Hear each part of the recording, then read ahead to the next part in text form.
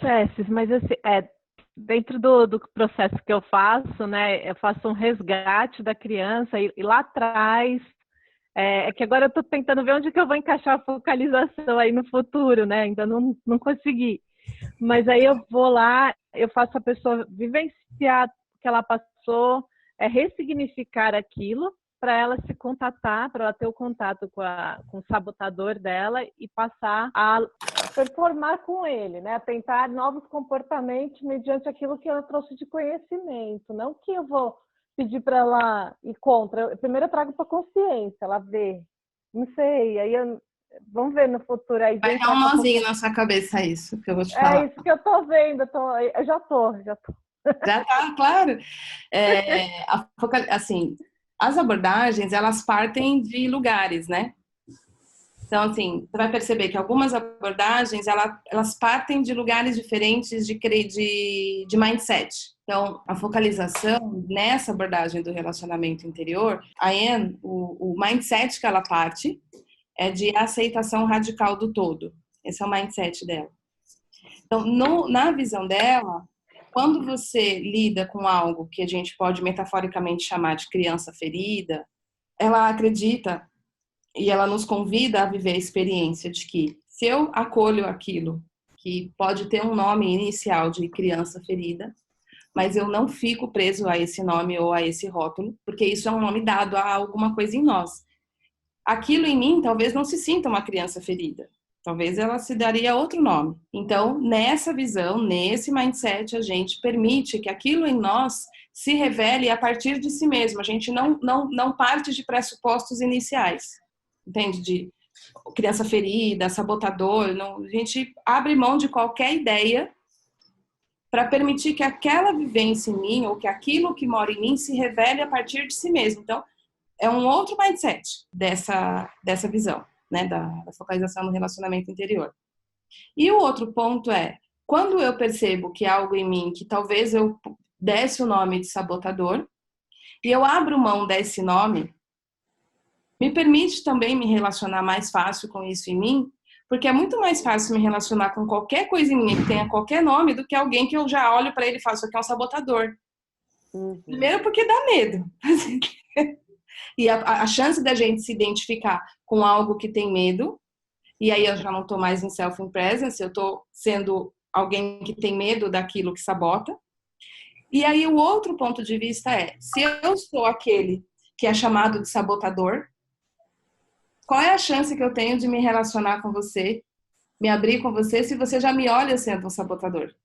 Entende? Então, se eu dou esse nome para isso em mim, a chance que aquilo tem de se abrir para mim é muito pequena.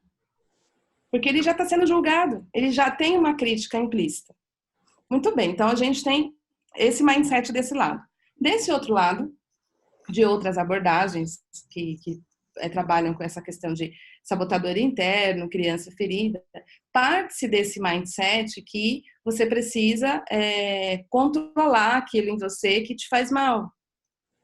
E eu não estou dizendo que está errada essa abordagem, ou que ela não é necessária.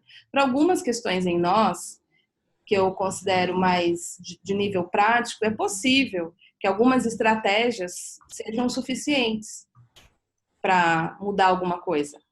Então, para algumas coisas pode funcionar bem, para outras coisas não. E aí você vai notar na vivência, você vai notar coisas que às vezes o seu cliente trabalhou com esse tipo de visão e ok, foi suficiente, e você vai notar às vezes que você fez um super trabalho, a pessoa fez um super trabalho e aquilo não muda, às vezes até piora. Isso nos dá um indicativo que essa abordagem talvez não seja a mais orgânica para aquela questão. E talvez seja a hora de um outro mindset para aquilo criar uma nova resolução.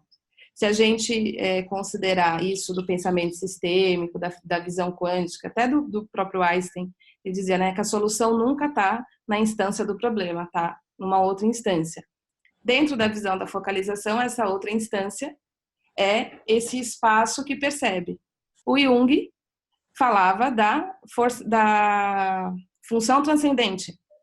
E o que é a função transcendente? Qual é a oportunidade que a função transcendente tem para surgir quando eu sustento os opostos. É na sustentação dos opostos, ou seja, eu não escolho um lado. Quando eu sustento a tensão dos opostos, eu ofereço a oportunidade da função transcendente surgir.